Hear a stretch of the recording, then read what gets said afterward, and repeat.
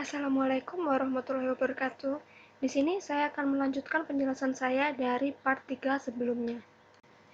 Bagian 4 yaitu AC-AC converter atau pengendali tegangan AC dan pengubah frekuensi atau cycle converter.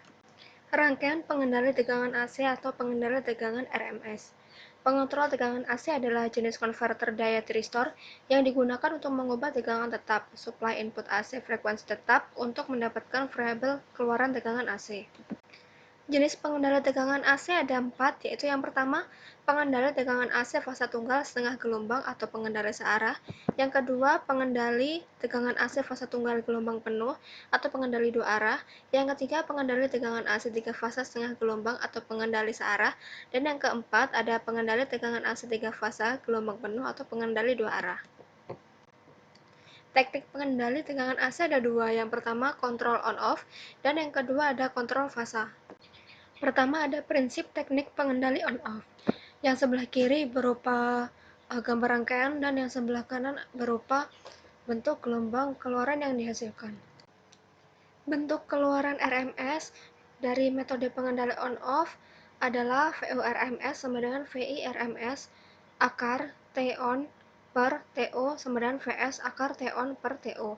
Untuk penurunan lebih lanjutnya bisa dilihat di layar, di mana pada kasus ini T-on sama dengan nomor integral dari siklus input, di mana T-on sama dengan T, 2T, 3T, 4T, 5T, dan seterusnya. Sedangkan omega T-on sama dengan 2Pi, 4Pi, 6P, 8P, 10Pi, dan seterusnya. Berikutnya masih dengan penurunan dari tegangan keluaran RMS, sehingga untuk hasil akhirnya VO-RMS akan sama dengan VI-RMS akar K sama dengan VS akar K, di mana K di sini sama dengan N per M plus N. Berikutnya dapat ditentukan arus beban RMS, daya keluaran AC beban, dan faktor daya input seperti yang tertera di layar.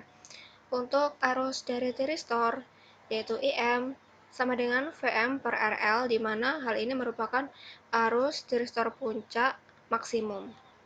Nah, berikut merupakan bentuk gelombang dari arus thyristor. Untuk mencari arus thyristor rata-rata, itu sama dengan IM per Pi dikalikan dengan K. Sedangkan untuk arus thyristor RMS akan sama dengan IT RMS sama dengan IM per 2 dikalikan dengan akar K. Prinsip dari pengendali fase AC dan operasi pengendali dari fase AC setengah gelombang, single fase atau fase tunggal. Tegangan supply AC input akan sama dengan V kecil s sama dengan Vm sin omega T. Dengan V besar S ini akan sama dengan nilai RMS tegangan supply input, sama dengan Vm per akar 2. Untuk tegangan beban keluaran dan arus beban keluaran dapat dilihat sendiri di layar. Kalau kurang jelas mungkin bisa dipause. Nah, selanjutnya di sini ada turunan dari bentuk tegangan RMS beban keluaran. Untuk lebih lengkapnya bisa dilihat di layar penurunannya, sehingga bentuk akhir dari VO-RMS akan sama dengan VS akar 1 per 2Pi dalam kurung 2Pi min alfa plus sin 2 alfa per 2, di mana VI-RMS akan sama dengan VS sama dengan Vm per akar 2, yaitu merupakan tegangan supply input RMS. Sedangkan untuk nilai tegangan keluaran akan sama dengan akar 2Vs per 2Pi dikalikan dengan cos alfa min 1, di mana alfa ini divariasi mulai dari 0 hingga Pi. VDC variasi mulai dari 0 hingga min Vm per Pi. Berikutnya mengenai pengendali tegangan AC fase tunggal gelombang penuh atau pengendali dua arah dengan beban R. Di sini bentuk tegangan keluaran RMS-nya dapat diturunkan juga seperti yang ada di layar. Lumayan panjang, sehingga nanti bentuk akhirnya akan ditemukan bahwa VL-RMS akan sama dengan VS akar 1 per Pi dikalikan dengan Pi min alfa plus sin 2 alfa per 2. Berikut merupakan gambar dari rangkaian pengendali tegangan AC fase tunggal gelombang penuh atau pengendali dua arah dengan beban RL. Selanjutnya di sebelah kanan ada gambar dari bentuk gelombang tegangan supply input dan arus thyristor. Selanjutnya di sini merupakan gambar dari sinyal gating, Dan di sebelah kanan merupakan bentuk gelombang beban RL untuk alfa lebih besar dari C dan untuk konduksi kontinu. Bentuk arus beban induktif dari pengendali tegangan AC fase tunggal gelombang penuh dengan beban RL akan sama dengan Vm per Z dalam kurung sin omega T min C min sin alfa min C dalam kurung epsilon pangkat min R per omega L dikalikan dengan omega T min alfa, di mana Z di sini sama dengan akar R kuadrat plus omega L kuadrat, dan C akan sama dengan tan pangkat min 1 dalam kurung omega L per R. Di sini, C merupakan sudut impedansi beban atau sudut faktor daya dari beban. Di layar sudah terlihat bentuk gelombang tegangan keluaran dan arus keluaran untuk pengendali tegangan AC fase tunggal gelombang penuh dengan beban RL untuk alfa kurang dari sama dengan C. Berikut merupakan gambar dari triad dan mode operasinya. Sedangkan di sebelah kanan merupakan mode terpicu atau triggering dari triad, di mana mode pertama merupakan MT1 positif dan arus gate positif. Untuk keterangan lebih lanjutnya bisa dilihat di layar. Mode kedua merupakan bentuk di mana MT positif dan arus gate negatif. Sedangkan mode ketiga merupakan MT2 negatif dan arus gate positif. Untuk keterangan lebih lanjutnya bisa dibaca sendiri di layar karena terlalu panjang, mungkin kalau kurang jelas bisa di-pause. Selanjutnya mode 4 yaitu MT2 negatif dan arus gate negatif. Untuk keterangan lebih lanjut bisa dilihat di layar. Nah, di layar sekarang sudah terlihat bahwa di sebelah kiri merupakan bentuk rangkaian dari triad beserta karakteristiknya, yang di sebelah kanan merupakan grafik dari tegangan dan arus dari triad. Berikut merupakan gambar rangkaian dan bentuk tegangan keluaran dari pengendali tegangan AC fase tunggal gelombang penuh atau pengendali dua arah menggunakan triad. Selanjutnya di sebelah kiri sudah terdapat gambar rangkaian dari pengendali tegangan AC fase tunggal gelombang penuh dengan common cathode atau pengendali dua arah dalam konfigurasi common cathode. Dan di sebelah kanan merupakan gambar rangkaian dari pengendali tegangan AC fase tunggal gelombang penuh menggunakan tiristor tunggal. Bahasan selanjutnya yaitu siklokonverter. Perangkat di mana mengubah daya input satu frekuensi ke daya output pada frekuensi yang berbeda dengan satu stage konversi disebut sebagai siklokonverter. Siklokonverter membutuhkan konversi satu stage frekuensi. Siklokonverter juga terdiri dari dua jenis, yaitu yang pertama siklokonverter step up dengan FO lebih besar dari S, dan siklokonverter step down dengan FO lebih kecil dari Fs. Berikut merupakan gambar dari rangkaian dan bentuk gelombang keluaran dari tipe fase tunggal ke fase tunggal midpoint siklokonverter step up dengan beban R. Berikutnya ada tipe fase tunggal ke fase tunggal jembatan siklokonverter step up dengan beban R. Dan di bagian bawah ada tipe fase tunggal ke fase tunggal midpoint siklokonverter step down dengan beban R. Selanjutnya ada tipe fase tunggal ke fase tunggal jembatan siklokonverter step down dengan beban R. Dan ini merupakan tipe fase tunggal ke fase tunggal midpoint siklokonverter step down dengan beban RL. Terlihat bahwa di sebelah kiri merupakan bentuk gelombang dari mode konduksi diskontinu, dan di sebelah kanan merupakan bentuk gelombang dari mode konduksi kontinu. Yang terakhir yaitu tipe fase tunggal ke fase tunggal jembatan siklokonverter step down dengan beban RL.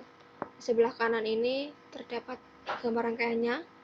Di sebelah kiri bawah merupakan gambaran dari bentuk gelombang keluaran dengan mode konduksi diskontinu, dan di sebelah kanan bawah merupakan bentuk gelombang keluaran dari mode konduksi kontinu.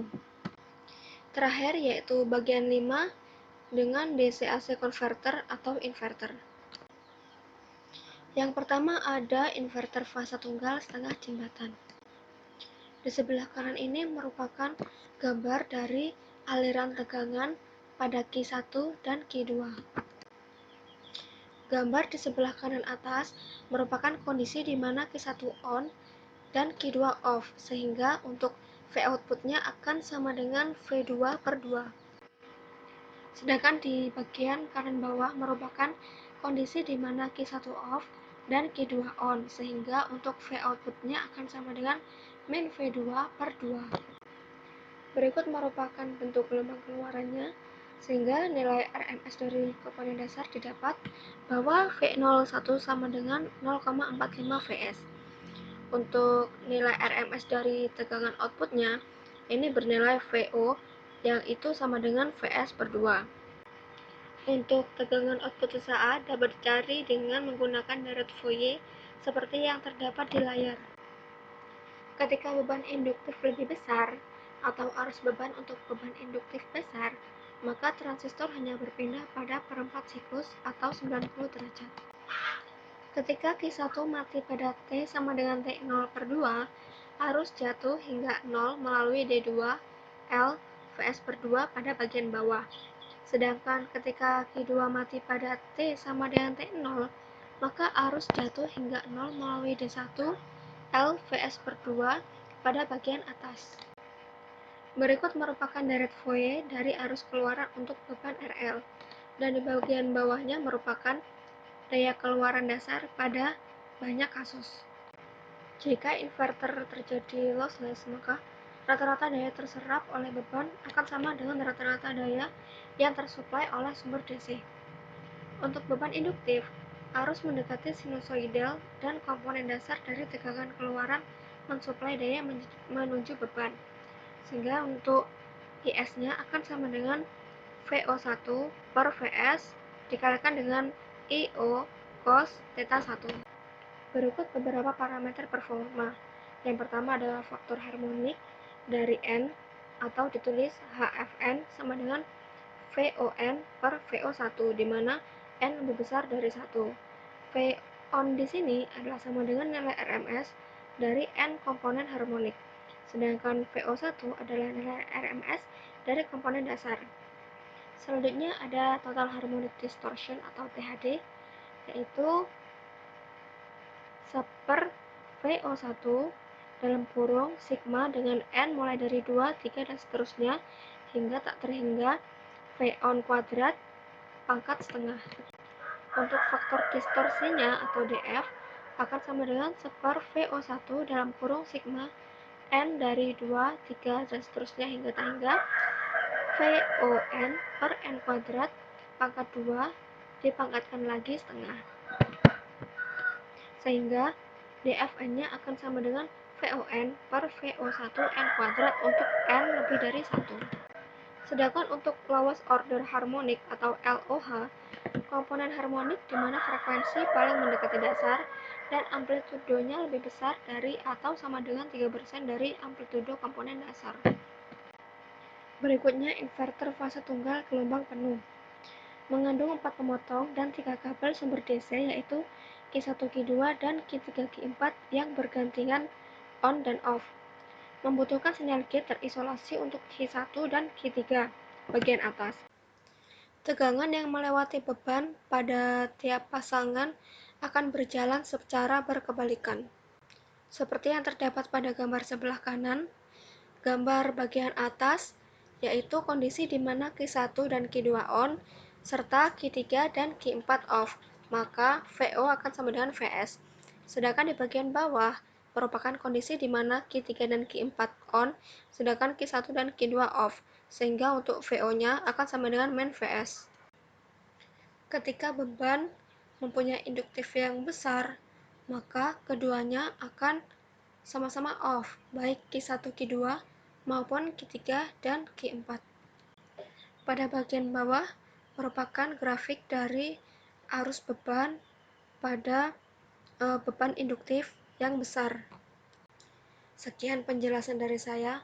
Apabila ada kesalahan mohon maaf. Saya akhiri. Wassalamualaikum warahmatullahi wabarakatuh.